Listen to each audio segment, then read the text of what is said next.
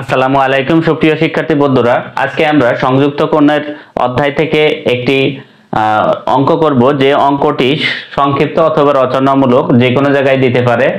তো এখানে অঙ্কে বলা আছে যদি tan থিটা সমান 5/12 এবং cos থিটা ঋণাত্মক হয়, তবে sin theta plus cos minus theta divided by sec minus theta plus tan theta এর মান কত। তো এই ধরনের অঙ্ক যদি এরকম মান বের করতে দেয়, এখানে কয়েকটা জিনিস আমাদেরকে খেয়াল রাখতে হবে। প্রথমত চতুর্ভাগ আমাদেরকে মনে রাখতে হবে, যেটা আমি বেসিক ক্লাসে শিখিয়েছিলাম, যে এখানে অল পজিটিভ, এখানে হচ্ছে সাইন কোসেক পজিটিভ, আর এখানে হচ্ছে ট্যান কট পজিটিভ, আর এখানে হচ্ছে cos এবং sec পজিটিভ। তো এখানে এই ধরনের অঙ্কে প্রথমে যে মানটা দেয়া থাকে এই মানটা খুবই গুরুত্বপূর্ণ। যেমন এখানে tan থিটা সমান দেওয়া আছে, আমরা লিখে নিব যে দেওয়া আছে tan থিটা সমান 5/12। তো এই tan থিটা এখানে যে মানটা দেয়া থাকবে এই মানটা কিন্তু অবশ্যই পজিটিভ, এবং এর সাথে যে থাকে অর্থাৎ এর ঘরে, যেমন tan আছে থার্ড কোয়াড্রেন্ট বা তৃতীয় চতুর্ভাগে, এখানে tan এর সাথে cot আছে। তো এই tan আর cot হচ্ছে শুধু পজিটিভ হবে, বাকি এখানে যে মানগুলো বের করতে বলেছে এই tan cot যদি না থাকে, tan cot বাদে সবাই কিন্তু নেগেটিভ হবে। এটা আমাদের কিন্তু মনে রাখতে হবে যে এইখানে যে মানটা দেয়া থাকবে অঙ্কে, এটার সাথে যে থাকবে, এখানে tan থিটা আছে, tan থিটার সাথে যদি এর ভিতরে অঙ্কে কোথাও cot থাকে তাহলে সেটা কিন্তু পজিটিভ হবে, বাকি সবাই নেগেটিভ। এটা যদি tan থিটা না হয়ে sin থিটা হতো, তাহলে sin থিটার সাথে রয়েছে cosec থিটা, তাহলে sin থিটা আর cosec থিটা শুধু পজিটিভ হতো, বাকি যত মান এখানে থাকতো সবগুলো নেগেটিভ হতো। এটা আমরা অঙ্ক করলে বুঝতে পারবো। তো প্রথম কাজ হচ্ছে আমরা চতুর্ভাগটা পাশে এঁকে নেব, এবং এখানে আমরা একটা সমকোণী ত্রিভুজ এঁকে নেব আমাদের অঙ্কের সুবিধার জন্য।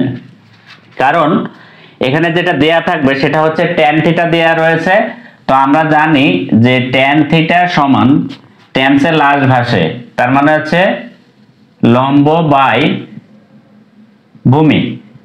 তো তার মানে tan থিটার যে মানটা দেয়া আছে উপরেরটা হচ্ছে লম্ব, এই যে আমাদের লম্ব এটা হচ্ছে 5, আর নিচে আছে ভূমি হচ্ছে কত 12। তো tan থিটার মান দেওয়া আছে। এখন দেখতে হবে যে এখানে কার কার মান আমাদের লাগবে মান বের করতে হলে। তো এখানে প্রথমে আছে sin থিটা।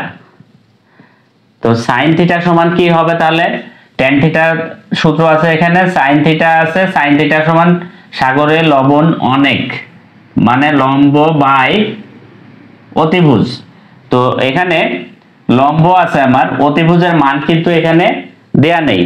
তাহলে আমরা আগে প্রথমে আমাদেরকে কি করতে হবে, অতিভুজের মান বের করতে হবে। কিভাবে, আমরা পিথাগোরাসের উপপাদ্য থেকে জানি যে অতিভুজ স্কয়ার সমান লম্ব স্কয়ার প্লাস ভূমি স্কয়ার। তাহলে এখান থেকে আমাদেরকে বের করতে হবে হচ্ছে অতিভুজ। তাহলে অতিভুজ এই পাশে আছে, তো আমরা এটাকে লম্বর মান আছে হচ্ছে 5, 5 এর স্কয়ার, ভূমি আছে হচ্ছে 12, 12 এর স্কয়ার। তার মানে 5 এর স্কয়ার করলে হবে 25 প্লাস, আর 12 এর স্কয়ার করলে হবে 144। তো 144 এটা যদি আমরা এখন যোগ করি, 5 আর 4 9, 4 আর 2 6, 1 169। আর এই যে অতিভুজের উপরে স্কয়ার ছিল, এখন অতিভুজ যদি এই পাশে রাখি, স্কয়ারটা এই পাশে নিয়ে আসি, তাহলে রুট হয়ে যাবে। তো তাহলে আমরা অতিভুজ সমান সমান পাবো 169 রুট করলে হবে 13। তো এখানে আমরা তাহলে আমাদের অতিভুজ পাবো হচ্ছে 13। এখন sin থিটা সমান আমরা এই যে লম্ব বাই অতিভুজ এটা বের করতে পারবো। তো sin থিটা হচ্ছে লম্ব হচ্ছে আমাদের 5 আর অতিভুজ হচ্ছে 13। এখন কথা হচ্ছে যে এই tan এর সাথে কিন্তু cot ছিল, tanটা শুধু পজিটিভ হবে, বাকি সবাই নেগেটিভ। তো sin থিটা তো tan থিটার সাথে নেই, এই কারণে এই মানটি কিন্তু নেগেটিভ ধরতে হবে, এটা কিন্তু খেয়াল রাখতে হবে। তো সাইন থিটার পরে আছে কে? Cos theta. তো কস থিটা সমান তাহলে কি হবে? কস থিটা মানে কবরে ভয় অনেক, মানে কবরে ভয় অনেক। কস থিটা মানে কবরে ভয় অনেক, মানে ভূমি বাই অতিভুজ। তাহলে এখানে ভূমি হচ্ছে 12, অতিভুজ হচ্ছে 13, এটাও হবে মাইনাস, নেগেটিভ মান হবে। যদিও এখানে শর্ত বলে দিছিল যে cos থিটা ঋণাত্মক, আসলে শুধু cos থিটা না, এই শর্ত আমাদের আসলে দেখারই দরকার পড়ে না, এই শর্ত কোনো কাজে লাগবে না। এমনিতেই আমরা জানি যে এখানে যে মানটা থাকবে তার সাথে যে থাকে তার ঘরে সে শুধু পজিটিভ, বাকি সবাই নেগেটিভ, এটা মনে রাখলেই হবে। তো cos থিটা সমান -12/13 পেলাম।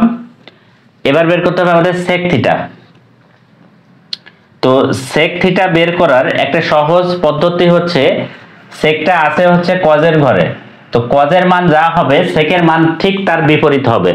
তাহলে এখানে cos এর মান আছে -12/13, তাহলে sec এর মানটা ঠিক উল্টিয়ে দিব, অর্থাৎ -13/12 হবে sec এর মান। তো আরেকটা আছে আমাদের হচ্ছে tan থিটা।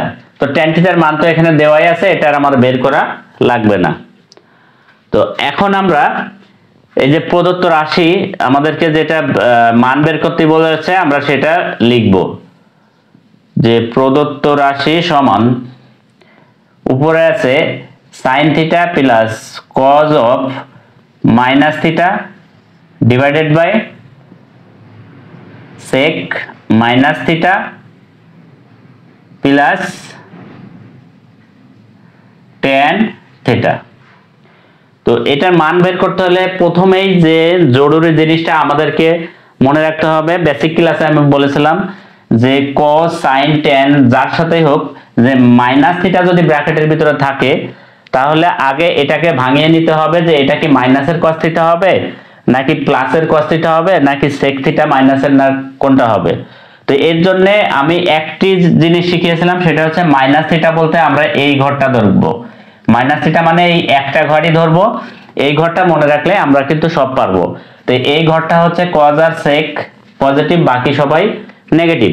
তো আমাদের এখানে আছে কি যে cos থিটার সাথে মাইনাস আছে, আবার sec থিটার সাথেও মাইনাস আছে, তাহলে এই দুইটা কিন্তু মাইনাস আর থাকবে না, যেহেতু এই ঘরে cos আর sec আছে। তো আমরা এটাকে একটু সহজ করে নিই, যে এখানে আছে আমাদের sin থিটা, তাহলে এটা মাইনাসটা হয়ে যাবে প্লাস cos থিটা। এটা কিন্তু ভালো করে না বুঝলে অঙ্কটা করা যাবে না, কারণ আমি আবারও বলছি যে মাইনাস থিটা বলতে আমরা চতুর্থ কোয়াড্রেন্ট বুঝি, আর চতুর্থ কোয়াড্রেন্টে cos আর sec হচ্ছে পজিটিভ, বাকি সবাই নেগেটিভ। তাহলে এখানে cos আছে অলরেডি, cos মানে পজিটিভ এখানে, আর নিচেই sec ও আছে ওই ঘরে, এই কারণে আমরা এখানে sec থিটা লিখব পজিটিভ, আর tan থিটা ছিল tan থিটা রেখে দেব।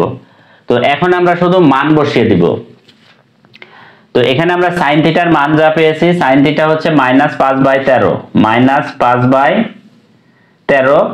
প্লাস cos থিটা হচ্ছে -12/13, তাহলে আমরা এখানে প্লাস না দিয়ে একবারে -12/13 দিব, ডিভাইডেড বাই নিচে ছিল sec থিটা হচ্ছে -13/12, তারপর হচ্ছে প্লাস এখানে tan থিটার মান দেওয়া আছে 5/12, এটা প্লাসের 5/12।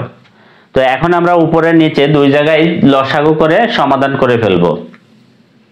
তো আমরা এই পাশে চলে আসি, এখানে 13, তার মানে আমরা যদি উপরে লসাগু নিই, উপরে হচ্ছে 13 লসাগু নেওয়া যাবে।